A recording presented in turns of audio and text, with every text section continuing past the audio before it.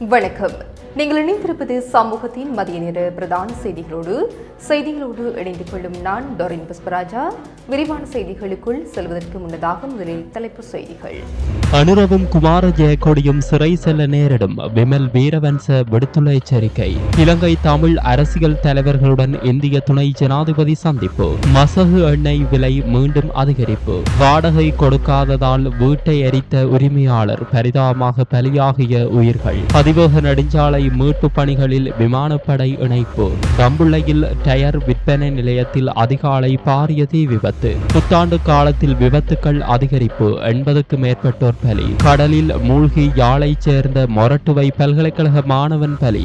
இரஹரி வாவியில் திடீரென கவிழ்ந்த படகு தத்தளித்த சுற்றுலா பயணிகள் 2 கைது. கட்டுநாயக்கவில் குஷ் போதைப் பொருளுடன் 2 வெளிநாட்டவர் கைது. அவை எமது தலைப்பு செய்திகள். இனி தொடர்பான விரிவான செய்திகள். Fourth Monkey Connect coming soon. தரமற்ற நிலக்கரி விவகாரத்தில் ஜனாதிபதி உட்பட குமார ஜெயக்கொடியும் எதிர்காலத்தில் சிறை செல்ல நேரிடும். அடுத்த அரசாங்கத்தில் அதற்குரிய நடவடிக்கைகளை மேற்கொள்வோம், வழக்கு தாக்கல் செய்வோம் என தேசிய சுதந்திர முன்னணியின் தலைவரும் முன்னாள் பாராளுமன்ற உறுப்பினருமான விமல் வீரவன்ச தெரிவித்தார். கொழும்பில் உள்ள தேசிய சுதந்திர முன்னணியின் காரியாலயத்தில் நேற்று நடைபெற்ற ஊடகவியலாளர் சந்திப்பின் போது மேற்கண்டவாறு குறிப்பிட்டார். அங்கு அவர் மேலும் தெரிவித்ததாவது: நிலக்கரி கொள்வனவு குறித்து ஆராய்வதற்கு ஜனாதிபதி பூரண அதிகாரமிக்க ஜனாதிபதி விசாரணை ஆணைக்குழு ஒன்றை நியமித்துள்ளார். முன்னாள் வலுசக்தி அமைச்சர் குமார ஜெயக்கொடியை பாதுகாப்பதற்காகவே இந்த குழு நியமிக்கப்பட்டுள்ளது. முன்னாள் சுகாதார அமைச்சர் கெஹலிய ரம்புக்வெல்ல மீது தரமற்ற மருந்து இறக்குமதி தொடர்பில் குற்றச்சாட்டுகள் முன்வைக்கப்பட்டன. அதனை ஆராய்வதற்கு அப்போதைய ஜனாதிபதி ரணில் விக்ரமசிங்க ஜனாதிபதி விசாரணை ஆணைக்குழுவை நியமிக்கவில்லை. கெஹலிய ரம்புக்வெல்லவுக்கு எதிராக குற்றப்புலனாய்வு திணைக்களத்தில் முறைப்பாடு அளிக்கப்பட்டது. விசாரணைகள் முறையாக இடம்பெற்றது. பதவியில் இருக்கும் போதே அவர் கைது செய்யப்பட்டு சிறையில் அடைக்கப்பட்டார். ஆனால் குமார ஜெயக்கொடி விவகாரத்தில் இவ்வாறு ஏதும் நடக்கவில்லை. தரமற்ற நிலக்கரி குறித்து விசாரிப்பதற்கு ஜனாதிபதியால் நியமிக்கப்பட்டுள்ள ஆணைக்குழு ஒருபோதும் உண்மையை வெளிப்படுத்தாது. உண்மையை மூடி மறைப்பதற்காகவே ஆணைக்குழுக்கள் நியமிக்கப்படும். கடந்த காலங்களிலும் இவ்வாறான நிலைமையே காணப்பட்டது. தரமற்ற நிலக்கரி விவகாரத்தில் ஜனாதிபதி உட்பட குமார ஜெயக்கொடி எதிர்காலத்தில் சிறை செல்ல நேரிடும். அடுத்த அரசாங்கத்தில் அதற்குரிய நடவடிக்கைகளை மேற்கொள்வோம், வழக்கு தாக்கல் செய்வோம். இந்த அரசாங்கத்தில் எந்த நிறுவனங்கள் மீதும் நமக்கு நம்பிக்கை இல்லை என்றார். சூப்பர் ஸ்டோரின் கல்யாணி அன்னபூரணி பிராண்டில் அன்றாட வாழ்க்கையின் அனைத்து பொருட்களையும் ஒரே இடத்தில் பெற்றுக்கொள்ள இலங்கை விஜயத்தின் போது இந்தியாவின் துணை ஜனாதிபதி சி.வி. ராதாகிருஷ்ணன் இலங்கை தமிழரசியல் கட்சிகளின் தலைவர்களையும் இந்திய வம்சாவளி தமிழ் கட்சிகளின் பிரதிநிதிகளையும் சந்தித்து கலந்துரையாடினார். இந்த சந்திப்பின் போது இந்திய அரசாங்கம் வழங்கிய உதவிகள் குறித்து தலைவர்கள் அங்கு நன்றியை தெரிவித்தனர். குறிப்பாக டிட்வா புயலுக்கு பின்னரான மீட்பு மற்றும் நிவாரண நடவடிக்கைகளுக்காக வழங்கப்பட்ட அமெரிக்க டாலர் 450 மில்லியன் பெறுமதியான உதவித்தொகை முக்கியமாக பாராட்டப்பட்டது. மேலும் பாதிக்கப்பட்ட மக்களுக்கு வழங்கப்பட்ட பிற நிவாரண நடவடிக்கைகளும் பாராட்டப்பட்டதாக குறிப்பிடப்பட்டுள்ளது. இந்த உதவிகள் பேரிடர் பாதிப்புகளை சமாளிக்கவும் மீள்குடியேற்ற முயற்சிகளை விரைவுபடுத்தவும் முக்கிய பங்காற்றியதாகவும் தமிழ் அரசியல் தலைவர்கள் சுட்டிக்காட்டினர். இந்த நிலையில் தமிழ் தலைவர்களிடையே ஒற்றுமை மிகவும் அவசியம் என்று இந்திய துணை ஜனாதிபதி சி.வி. ராதாகிருஷ்ணன், இலங்கை தமிழரசு கட்சியின் பதில் தலைவர் சி.வி.கே. சிவஞானம் மற்றும் அக்கட்சியின் யாழ் மாவட்ட பாராளுமன்ற உறுப்பினர் சிவஞானம் ஸ்ரீதரன் ஆகியோர் கரங்களை பற்றியவாறு குறிப்பிட்டுள்ளார். அதன்போது ஸ்ரீதரன் மற்றும் சி.வி.கே. ஆகியோர் புன்னகையுடன் தலையசைத்து ஆமோதித்து நன்றி கூறி விடைபெற்றுக் கொண்டுள்ளனர். இந்த சந்திப்பு இலங்கை தமிழ் மக்களின் நலன், மீட்பு முயற்சிகள் மற்றும் எதிர்கால ஒத்துழைப்புகளை வலுப்படுத்தும் நோக்கத்துடன் இடம்பெற்றதாக தெரிவிக்கப்படுகிறது.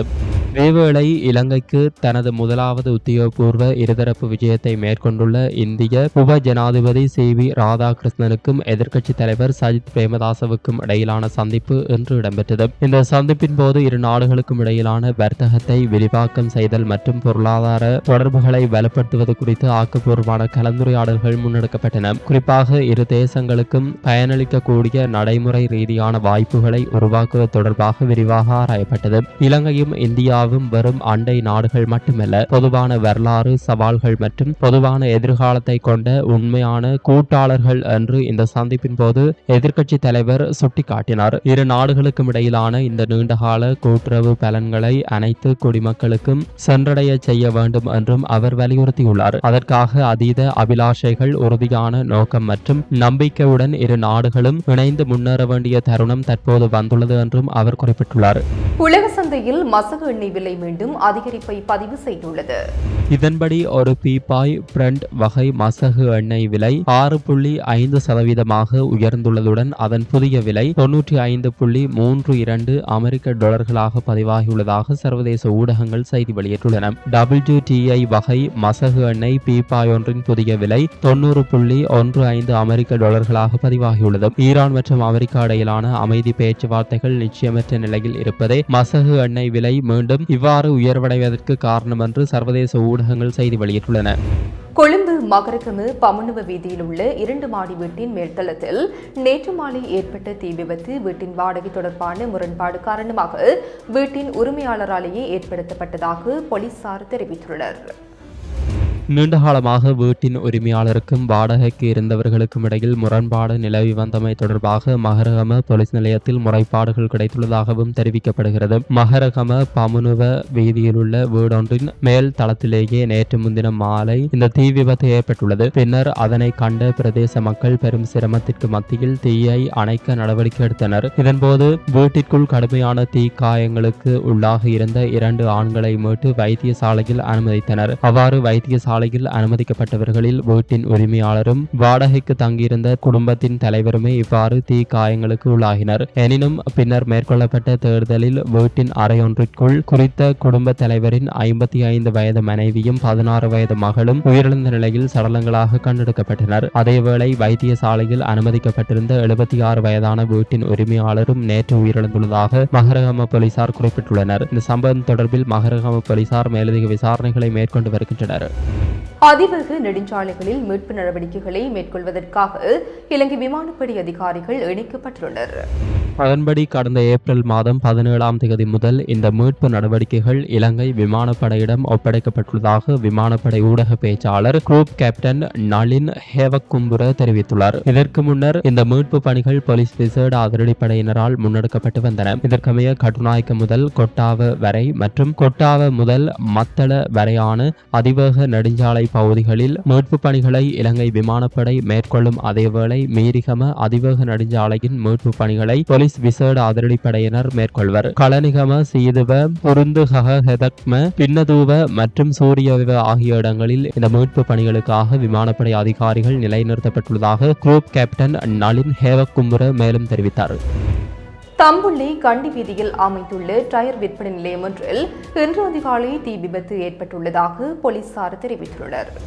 இதனால் பெருமளவிலான சொத்துக்கள் சேதமடைந்துள்ளன. தம்புள்ளை போலீசாருக்கு கிடைத்த தகவலை தொடர்ந்து உடனடியாக செயல்பட்ட போலீசார் தம்புள்ளை தீயணைப்பு பிரிவினரின் உதவியுடன் நீண்ட போராட்டத்திற்கு பின்னர் தீயை கட்டுப்பாட்டிற்குள் கொண்டு வந்தனர். இந்த தீ விபத்தின் போது அவருக்கும் உயிர் ஆபத்துக்கள் ஏற்படவில்லை என போலீசார் உறுதிப்படுத்தியுள்ளனர். இருப்பினும் கடையில் இருந்த பெருமளவிலான உபகரணங்கள் தீக்கிரையாகியுள்ளன. தீ விபத்து ஏற்பட்டமைக்கான காரணம் இதுவரை கண்டறியப்படவில்லை என்பதுடன் போலீசார் மேலதிக விசாரணைகளை முன்னெடுத்து வருகின்றனர்.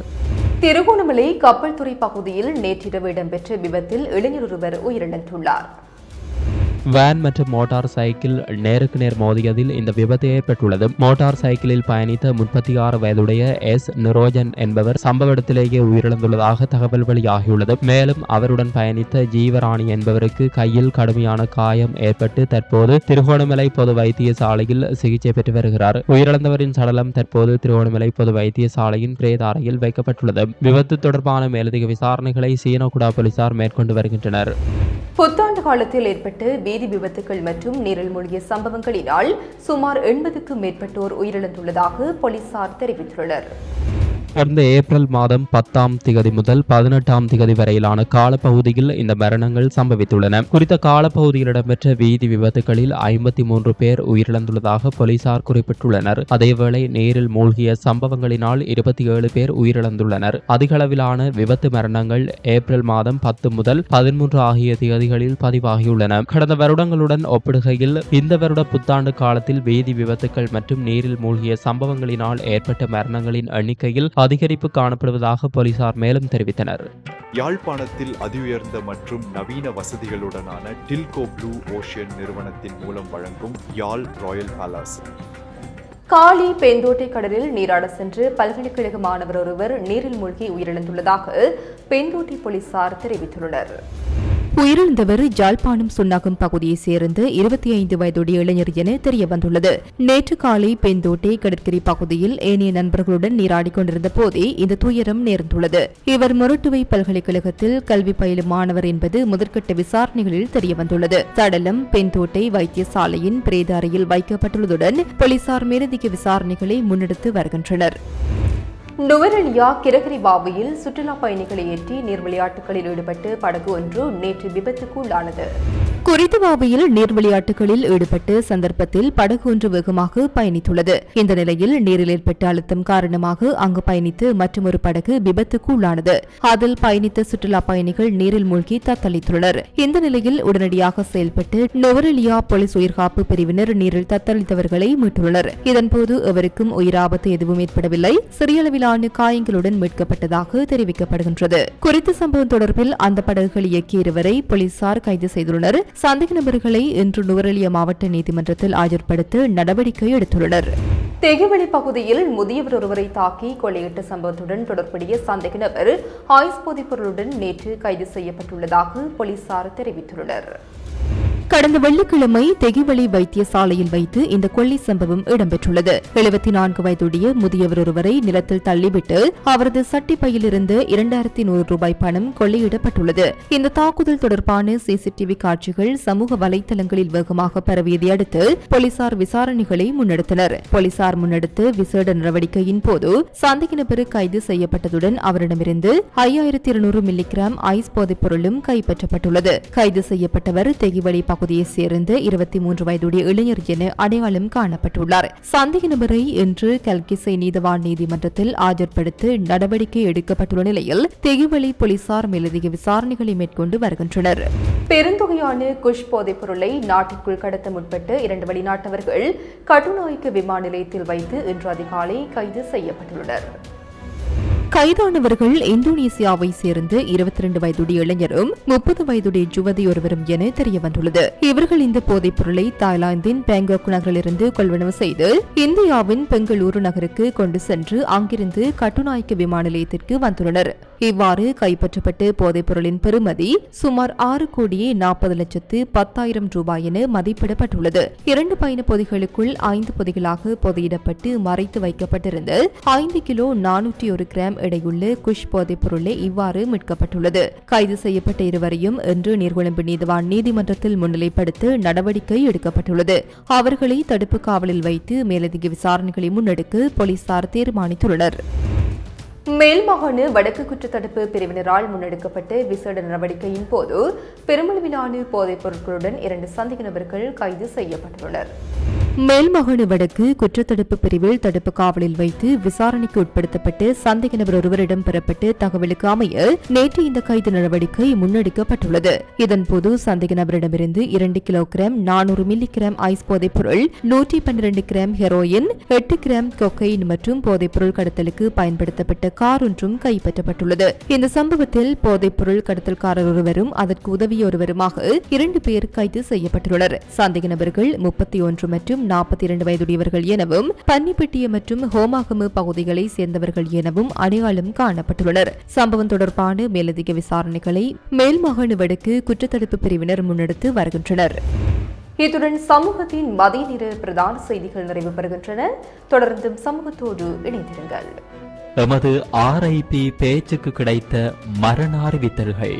நுவரெலியா ராகலையை பிறப்பிடமாகவும் இலக்கம் 42 ஆரியபுர முகமந்தலாவையை பதிப்பிடமாகவும் கொண்டிருந்த திருமதி ஜெயலட்சுமி செல்லத்துறை அவர்கள் 19/4/2026 ஞாயிற்றுக்கிழமை அன்று சிவபதமடைந்தார்.